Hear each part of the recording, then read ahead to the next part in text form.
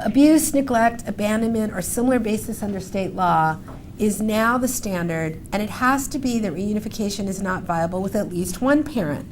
So let me go back to our first discussion of Hector. He's living with his mother in Brooklyn now. The Brooklyn Family Court could grant a guardianship to his mother. Some of you may say, well, why does a parent need to have a guardianship? Well, parents seek guardianship, don't they, in tort cases? Like if they're taking a large award and they need to, the child is disabled or needs to have the managed money, we get a guardianship there, usually in surrogate's court. But also a child needs a guardian here because the law in New York, as it goes to the age of 21, he's quickly about to turn 18.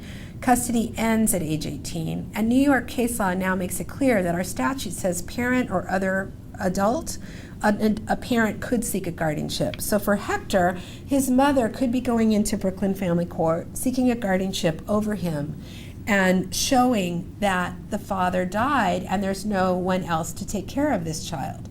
For Eduardo, Ronaldo can go into family court and be seeking a guardianship as his uncle, showing that both parents are unavailable and the mother certainly meets our New York standard of neglect. There is definite case law that says the court will apply the law of the state where the child is residing. Just a reprise slide to remind you, juvenile court is a federal term. It is defined by the state. The regulations say whatever the court in the state can make this decision about care and custody of juveniles. In our minds and an interpretation of the agency, dependent means the court has taken jurisdiction.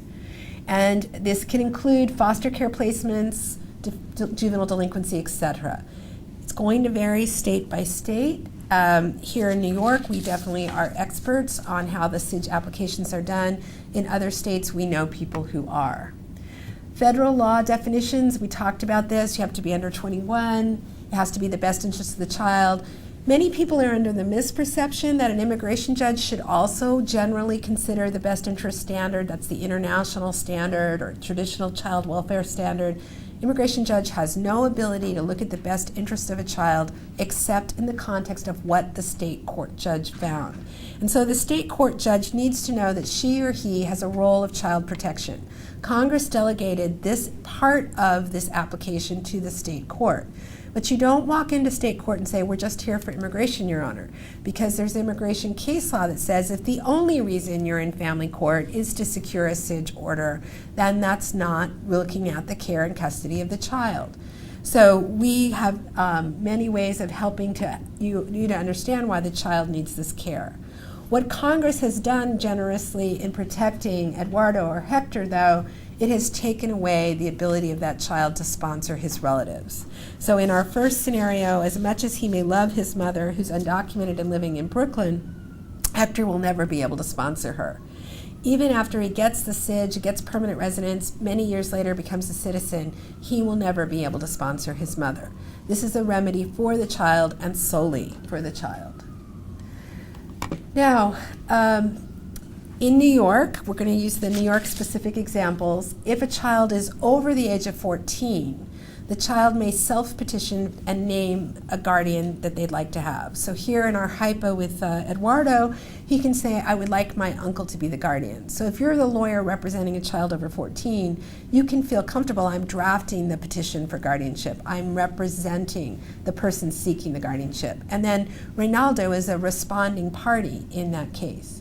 But if the child is under 14, it will have to be the guardian initiating the proceeding. Many of you are going to ask us about what if we can't find a guardian. That's kind of an advanced issue. We help you figure out strategies to do that. In a very few rare cases, we've had the lawyers become the guardians. You do not have to live with your guardian, and then if that happens, you're disqualified from being the lawyer in the case, and so we'd find another pro bono lawyer. We found school teachers, priests, social workers, people at church who are family friends, and there's even a group trying to recruit guardians to serve for these children. We already mentioned the court may appropriate counsel for you as well. In Westchester, for example, they will appoint counsel for everyone, and you as pro bono counsel will be co-counseling. Now, very important, there's benefits to both the adult and the child to actually securing the guardianship. So, going back to our hypotheticals, both these children potentially could be seeking asylum. You may be surprised when we ask you to think about doing family court as well. The reason we want you to do that is to an undocumented child like Hector and his mother who's living in undocumented. They have no papers to document their relationship. She may want to go to school and try to enroll him. Well, in Brooklyn, it's probably going to work. But in Long Island or in Westchester, where I live, every superintendent has different rules. And often one of the things it says, we want to see a family court order that you have to live in this district. Otherwise, they may not want you to attend their beautiful school in Pelham or Bronxville. And they may say, go back to where the other parent is and go to school there. There's a lot of obstacles, even though under both our state law and the federal law and the case law, a child has the right to attend school. Getting that guardianship or custody order is really important. What if there's a sudden medical emergency? How does the hospital or the physician know who to contact and who to communicate with? Later, older children, if they apply for financial aid, knowing which is the household that calculates. There's a number of reasons, including enrolling in health care insurance in the state of New York, which is up to the age of 19. But the biggest one is nothing to do with the law. We have seen people break into tears of joy. Claire tells of one case where, I'm just going to do it for you in the interest of time, not only did the uncle cry and his 17-year-old ward cry, because it meant something to them to embrace each other, to say, I will protect you. I'm the adult who will stand up for you.